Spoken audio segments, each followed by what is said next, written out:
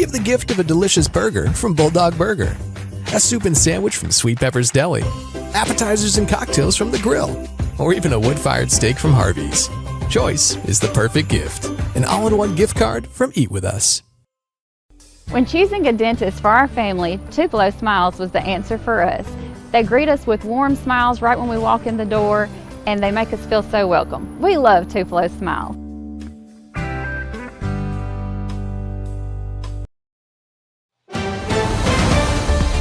Mississippi's trusted weather experts. This is Mississippi Live Weather at 5. Well, hello there, Chief Meteorologist Matt Laupon here. Thank you so much for joining us for Mississippi Live Weather at 5 here in the Room to Room Weather Center as we are tracking a potential for active weather, including potentially some strong to severe thunderstorms later on tonight. I do want to welcome in the folks that are watching us on the North Mississippi Storm Chasers page as well, a simulcast that we will be doing from time to time during active and severe weather. Storms are likely as we head into tonight. How strong are they? That remains the big question. We do expect that some could produce severe weather, and at least some strong storm threat continues into your Tuesday as well. How deeply into our area has everything to do with the front coming through tonight that will bring a substantial change as we head toward Thanksgiving. It's a big shift downward in temperatures as the moisture moves on out of here. Looks like the holiday itself is in pretty good shape. What does that also mean for the Egg Bowl forecast? We're looking ahead at that coming up here in a couple minutes as well. Let's talk about the first 12 here for a moment. And again, not much activity out there at this point, and really as far as a lightning and thunder is concerned. We show that on the icon here, but more often than not, what we have out there is not producing a whole lot of lightning yet. That will increase as we go into the overnight hours. Those temperatures going to 59, you can see by 8 p.m. But look what happens to temperatures after that. We drop to 58 by 11 and then start going up somewhat more as we head overnight. See those wind speeds picking up? That is a sign of moisture returning as a warm front lifts in. For some of us, that could lead to a severe weather potential, but there are some real suspicions I have on how far north that moisture is going to end up making it into our area. We begin here with Mississippi Live Weather Radar, and everything we see out here looking back toward the Delta. I want to point out kind of here, we have some showers obviously showing up there for locations back out toward Hernando, Byhalia, Holly Springs. But look at this number there. This is the number of lightning strikes in this zone. You don't see any. So again, these are not particularly strong down here toward the Delta and Sunflower out there toward Greenwood, Benoit there. Again, 5-6 lightning strikes over the last hour. That's not much. Much wider shot shows that up to 1,000 on this wide shot here. A lot of that's with this line back here at Texarkana stretching down there toward Lufkin and Bryan, College Station, Texas area. That blue area you see there, that is a tornado watch that's in effect for locations that direction until 7 p.m. tonight. It is conceivable additional watches will be required east of that and maybe even into our area as we look toward the deep overnight time period. Here's our overall severe weather zone. Of course, centered for locations back out into Louisiana. There's just a lot more fuel, and we'll break this down in more detail here in a few minutes. Just tons more fuel down here, and so that's why this is easily the zone where we're most likely to see a greater number of reports as far as severe weather is concerned, and similar locations when we start talking about the tornado risk. When we look into this, you'll notice that this is just not particularly over the top, thankfully, in our area. I mean, we covered down here the southern part of Attala County, stretching to just north of Yazoo City. That's kind of our official coverage area at this point.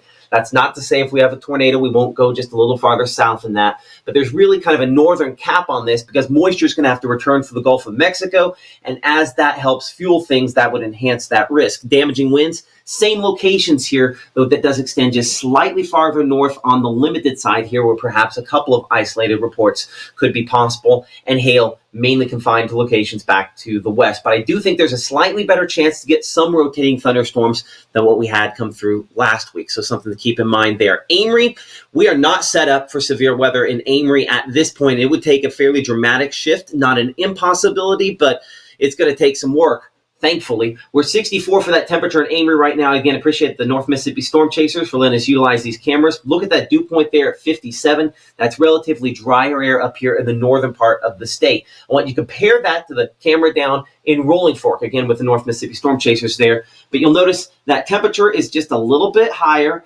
and that measure of moisture pretty similar at this point. So this moisture is going to be arriving last possible second if it ends up being something that we end up really contending with here. We anticipate the overnight arrival of this, and before we get too far in here, that's the reason I do want to talk about weather call and make sure with an overnight tornado and storm chance that you're thinking about those multiple ways to find out if you're in the danger zone. Weather call should be at the top of that list there. You can scan that QR code below me. It will wake you up in the middle of the night if a tornado warning is issued for you, and you can go to sleep and not have to worry about things.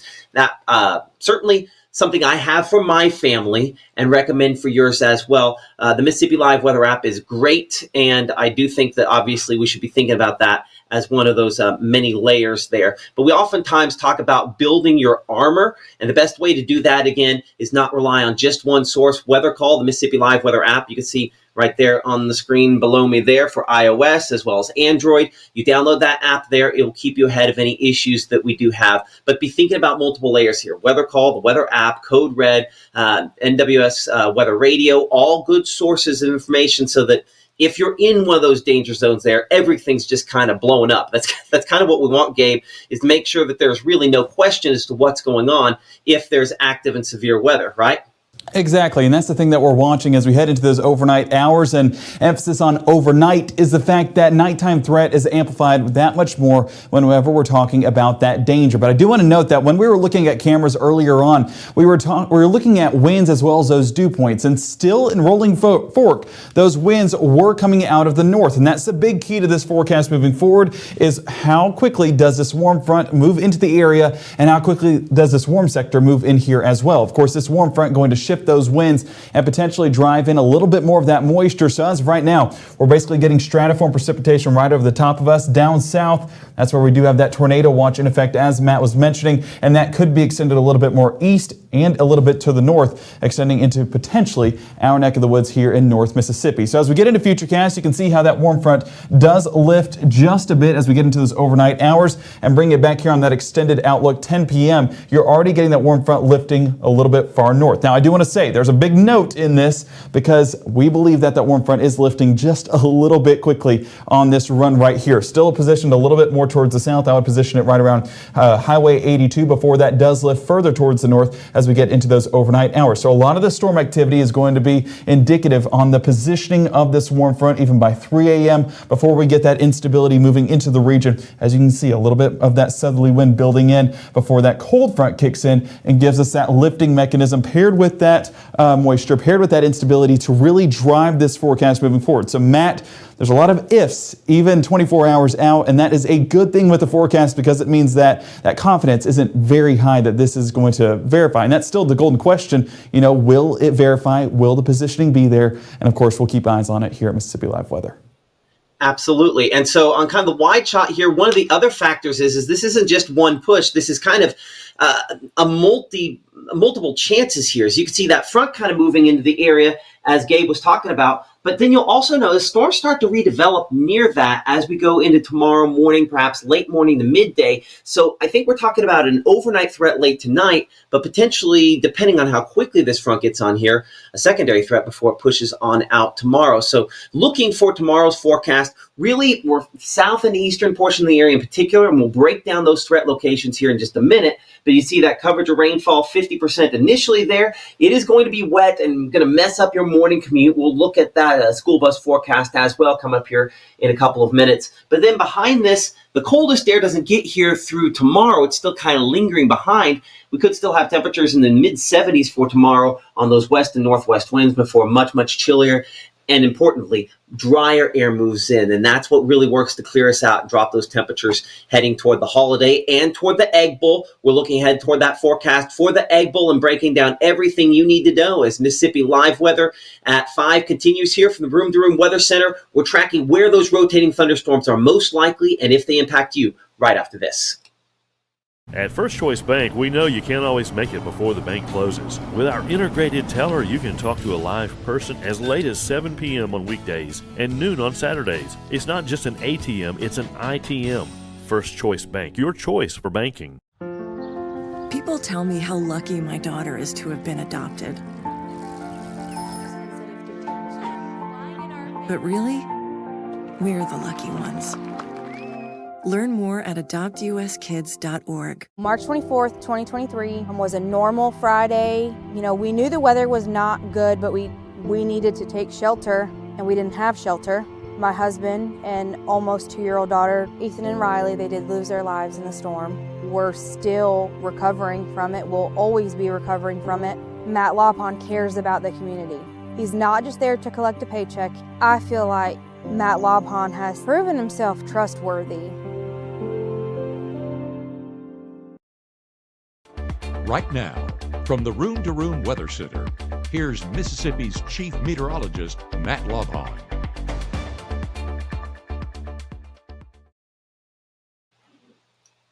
Well, good evening to you live there in the Starkville area. Let me fix what's behind me here so you can actually see live in the Starkville area as we show some of the pinks toward the horizon there, looking south on our Mississippi Department of Transportation camera. Thank you for joining us here on Mississippi Live Weather at 5 from the Room to Room Weather Center. That dew point, that measure of moisture coming in the upper 50s in Starkville. That's about as high as anybody is. That's got to come a lot higher for tornadoes to occur. We're hoping that doesn't get quite far enough north to impact you there in the Starkville area. Checking our camera, the Mississippi Storm Chasers back out toward North Mississippi Storm Chasers there in Winona, one of the drier locations, 53, that measure of moisture. Again, these clouds, flat. Gabe used the term stratiform to describe them. That's not really when we start getting vertical development. It's part of the reason why we're not going to be talking about really severe weather in the near term. But later on tonight, if everything goes the wrong way, it's not an impossibility. And I would be saying tomorrow, and we're probably talking after dawn tomorrow, when your peak chance probably arrives in Macon. Macon, that means we have more time, unfortunately, for that measure of moisture to get a little higher for you. 65 current temperature in Macon right now. Again, that mix of cloud cover. Let's talk about that fuel, which is important here. And it's a measure of moisture that we often show based on the same scale of the temperature called the dew point, the point in which dew forms or saturation occurs when the temperature and this are the same number. The point we're trying to make on this, though, is look at the fuel. We also look at this as fuel for thunderstorms. 70s, okay, that's enough to produce tornadoes typically. Certainly during our warmer season. We can sometimes pull it off with mid-60s, but even those are down south of Jackson at this point. This is all going to work its way northward, but it's way south still at this point. That's one of the things that hopefully will end up being a limiting factor as far as severe weather is concerned. We do have a risk area, as you can see plotted here. Those locations back from Meridian to Jackson to Crystal Springs to Brookhaven to Macomb there, kind of in that peak zone. And when we start talking about the northern part of the state and bring this all the way up to where we can see all the way to the Tennessee state line, most of this green area, meaning only a very limited number of reports possible out of what we're expecting here. So not impossible to get maybe one or two, but I think that's, again, more the exception to the rule than the rule. The tornado threat is there. It is primarily, though, obviously, in this yellow zone that we're talking about where there's going to be more fuel, and that fuel is what limits how far north. So if you want to know why is this shaped like this, you go back to that very first graphic we showed you here. That measure of moisture, those dew points, and you see how all those purple colors are off the screen? Hopefully that is something that ends up limiting things for us. Mississippi Live Weather Radar, though, showing that shield of rainfall and obviously more active weather, including that tornado watch back out there into Louisiana and Texas. Let's look at how things go from here. First off, as we show you the overall kind of threat graphic here, I think one of the main impacts to say with this is that the confidence is not high on any type of severe weather out of this, thankfully. But a brief spin-up tornado is possible. I mean, it's something I can't rule out because of just where the positioning on where that front could get up here. And if you get a storm that attaches to the front, not impossible. But this is not a tornado outbreak. This is unlikely to be a situation where we have more than one or two, and even that might be overstating it there. Again, low confidence, I would say, still on damaging wind gusts, hail. There's a limiting flooding potential there just because of the rainfall before in advance. So maybe that one I could argue just a little bit higher, but even that might be pushing it. Let's look at Futurecast, though. As you can see, we do a pretty good job depicting this shield kind of rainfall that we generally have from most locations out there at this time. That's kind of the overbearing kind of headline at this instant. But I think the bigger story here is, again, this front. And it's just kind of a cutoff, right? If I slide it all the way over here for a moment, notice how there's a big difference in what this looks like up north, right? This is all kind of connected. What we call a shield of rainfall, stratiform, however you want to put it. This is all kind of connected and does not have the same fuel as what you have south of this front, right? These are disconnected there. Sometimes we would call them discrete storms, and those are going to be more likely to have some rotation with them, in particular closer to this front, where some of those are quite a bit stronger out there into Louisiana. So what happens for us, and how does this play out? We're looking at 8:30 here, and I'll bring it in a little bit closer. We're not going to come all the way in quite yet. What this does have is has more of these discrete individual storms trying to develop out here. Greenville, back out there to Bastrop and Vicksburg. Here's the deal. That moisture we were looking at a second ago is charging northward, but it's still, I mean, this is probably the north side of where that dew point influx is there. So I think there's kind of a limit on how far north these end up producing rotation that's substantial enough. But I do see a couple of these. And this one there, we depict north of Vicksburg there by about 10 p.m. could be one of those where it has clean inflow coming off of the Gulf of Mexico, maybe just enough of everything to get that rotation in a way that we'd have to watch it. So where does that go? Well, this gets it farther north, closer to Greenwood and Grenada and Clarksdale here. And then as you notice, it's all just kind of a big cluster at that point. So things are a little bit out of sync for these to be well-organized, well-fueled, rotating storms, at least initially here. But then there's always just a couple more coming because the front isn't through. And so that batch there, still kind of a broken line of storms, some rotation possible in it. And so I think there's still this time period. And we're after midnight here, where a few of these rotating back toward Vicksburg and Yazoo City, perhaps Grenada, and this might be a little bit slow, but we have these individual storms kind of merging in advance. So there's enough evidence there that I think it's, unlike last week, that I was really underwhelmed by what we were looking at as far as the severe weather potential is concerned. I'm not high on this potential, but nowhere near as underwhelmed as we were last week. It wouldn't be inconceivable if there was enough moisture to get one of these rotating thunderstorms to try to briefly produce a tornado. So we're going to be monitoring things overnight. If you have the Mississippi Live Weather app, and I'll pop that up here just again for you, those QR codes here for a moment. And I'll try to keep some of the other stuff on the screen. It's kind of balanced. I've got a lot of stuff on there at the same time. But we'll have alerts here as necessary. Our live stream is always at the top of the app. So it's one of those, you don't have to go searching for us where we at on Facebook. We're right there on the live stream if that's something that becomes necessary. I don't think it's impossible to get a few of these to try to rotate and produce tornadoes. But there is a kind of clear cutoff here. You'll also notice if I were to draw, let's just use the yellow here and just draw a line. This is kind of the southern end of our viewing area as we're tracking it now. We might go a little farther south, but even just drawing that one line there, the storms south of that are substantially more well put together than the ones farther north. But one thing we do know without question, as we bring this in, it's going to be a kind of messy morning commute tomorrow, especially if you get out super early, 5, 6, 7 o'clock in the morning. There's going to be a lot of heavy rainfall and definitely decent amount of lightning, maybe even some strong winds, and not impossible to have some warnings out of this early tomorrow. So you want to build in some extra time. Our meteorologist, Maggie McCauley, will have updates starting tomorrow at 6:30 a.m. on regularly scheduled. But if we have to come in a little earlier, she'll be doing that. She'll be monitoring things. We'll be ahead of that there. And if we have tornadoes, things like that, it's always a team effort in that scenario. So tomorrow morning, 57 we show in Tupelo and Amory. Normal this time of year is 39, so just way, way, way above normal with, again, low 60s there for beginning temperatures. Greenwood, Belzona, 58 Kosciuszko, 58 degrees in Louisville, and 57 there in Macon. Your school day forecast dropping off with rainfall and thunderstorms likely, so maybe waiting in the car as we wait for that bus to get there for you. We're 70 by lunchtime, 73 by the final bell, with rain chances moving from west to east through the area and eventually there into Alabama. Here's another look at Futurecast, and this particular version, I'm going to wind this just a little bit more to kind of show you that we don't fully shut off the rainfall with this, but you'll notice that as we go in the mid-morning, a few more thunderstorms right along that blue line, right along that front, start strengthening just a little bit more there. So increasing somewhat more in intensity, possibly Aberdeen, Kosciuszko. We show 11 a.m. toward around noontime or so. If I look a little closer there, I'm going to bring this in close. We'll look at some of these individual ones here for a second. I mean, that definitely looks like a rotating thunderstorm there around Macon and closer to Columbus and out there toward around locations in Marion, Lamar counties in Alabama. So we're going to have to watch this really closely to see if there's enough fuel at this time. I'll see if I can pull up our CAPE, which is what we kind of assess that with here in just a moment to look at this, because I do think that there could be still just enough there that a few of those thunderstorms, even through maybe 2 to 3 o'clock, could try to re-strengthen and possibly try to produce an isolated strong wind gust, and a tornado is not impossible as well. In fact, speaking to that point, looking at the severe weather risk on your Tuesday, it gets a lot more likely to the east simply because of the opportunity. There's just more time where that could be the case.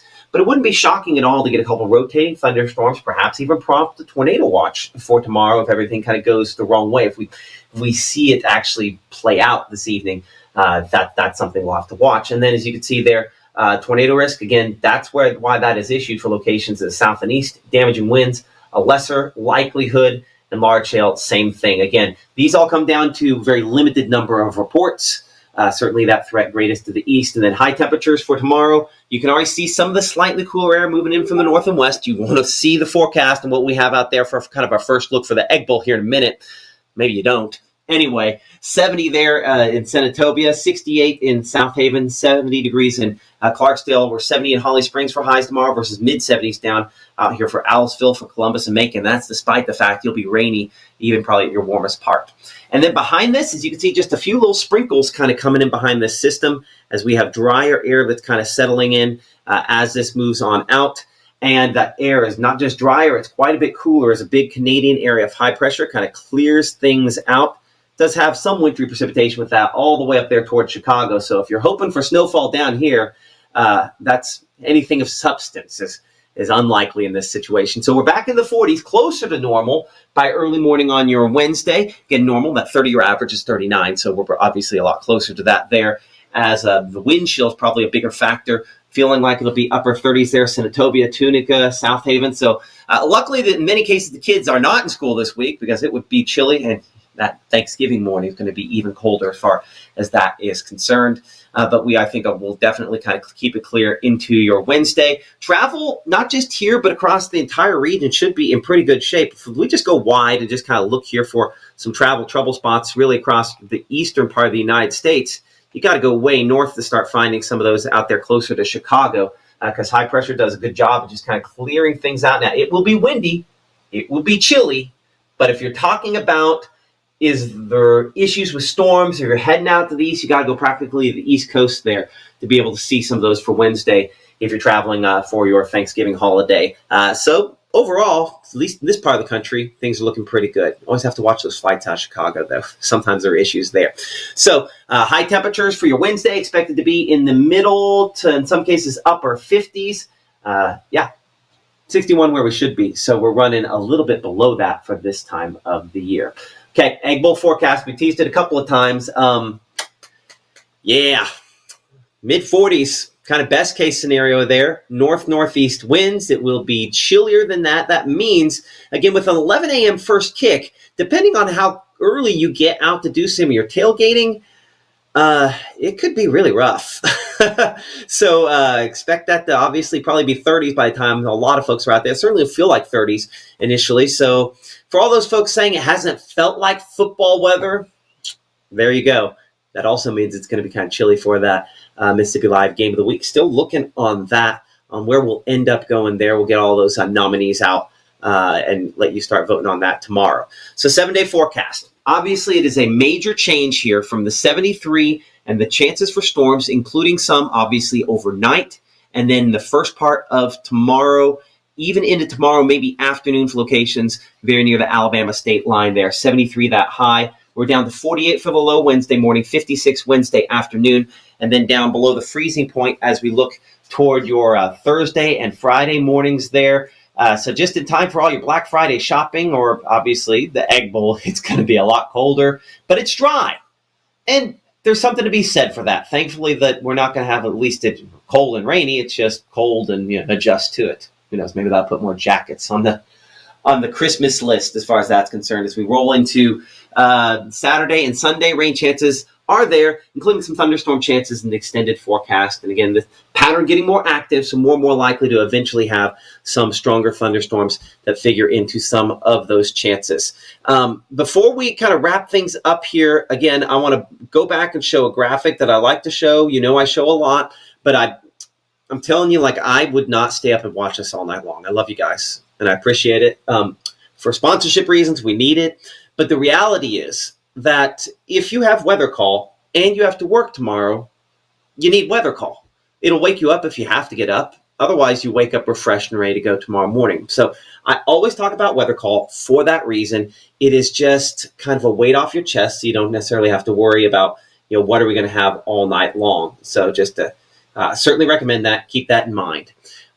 Before we go, I kind of promised this a minute ago here. I'm going to bring up Gabe for a second with me, and I'm going to dig up some CAPE for just a moment here. And I, of course, brought up the BAM, and then I didn't check to see if you were there. There you go. Okay, I'm gonna pull up CAPE here for a moment. So we can kind of talk through. Well, I do want to say, while you're pulling that up, you're talking about instability and the tornado watch that's currently in effect and the potential for tornadoes for us overnight into Tuesday. There's already evidence that there's some tornadic weather down south and especially southwest, because Klein, Texas did get that confirmed tornado earlier on this afternoon. Now, that environment, completely different than what we have right now in North Mississippi, but as that warm front lifts, that's what we're watching the potential of. So, it's not a tornado outbreak, but possible. Well, absolutely, and that's part of the reason we're talking about it. I'll bring up those dew points there you're talking about. And again, we mentioned this a minute ago at the beginning of this segment here, that you have all the purples down there, right? Like, this is where dew points are, mid 70s, versus up here where they're, well, gotta click it where you can see it, knocked, thankfully. So this moisture is gonna, keep kind of coming north as we go into this evening. But there's kind of a finite point, like, does it just, doesn't get, farther north than Greenville or all the way up to, Tupelo? Probably not. But it's coming. So our threat definitely increases this evening. Yeah, and you see the tornado reports right there just outside of Houston. That's where Klein, Texas is located. And yeah, just a drastic change from what we're seeing up here. And folks, tonight, probably going to go to sleep and think, how is severe weather going to form in this environment? It's going to be that shift overnight. Right. Do what?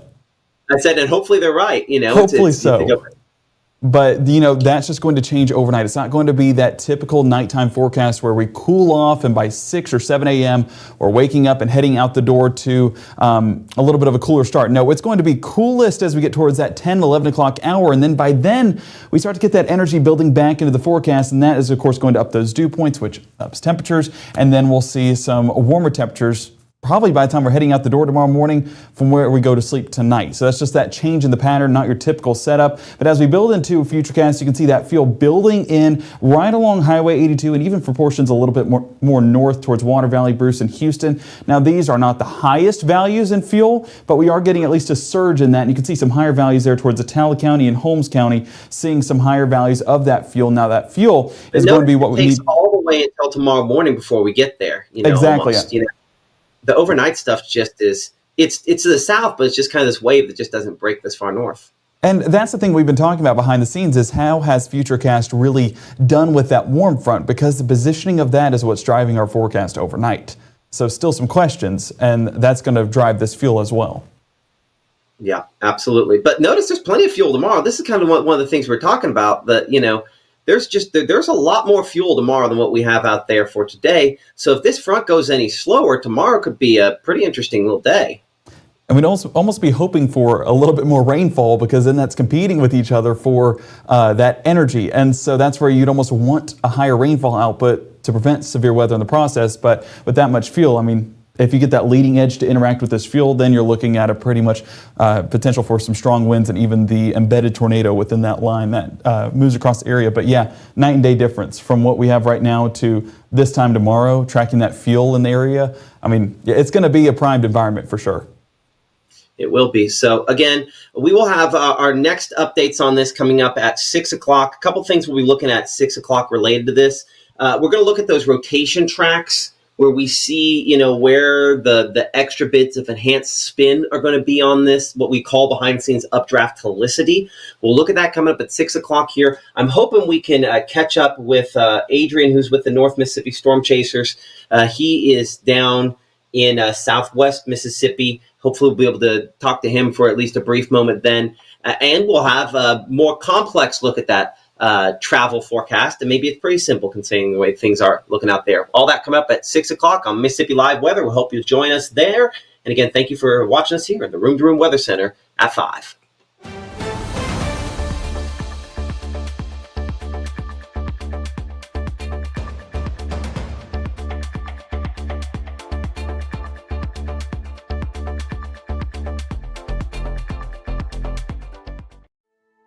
We come from a long line of farmers, and there's a sense of pride, but there's also a significant amount of pressure. Farmers have to take care of their physical and their mental health, because what's a farm without a farmer? Watching the sun come up, that's my time. I can have a cup of coffee, and every day is a new opportunity. That's cool. Your hand's gotten so Yay! Don't forget to check in on yourself. Love your mind.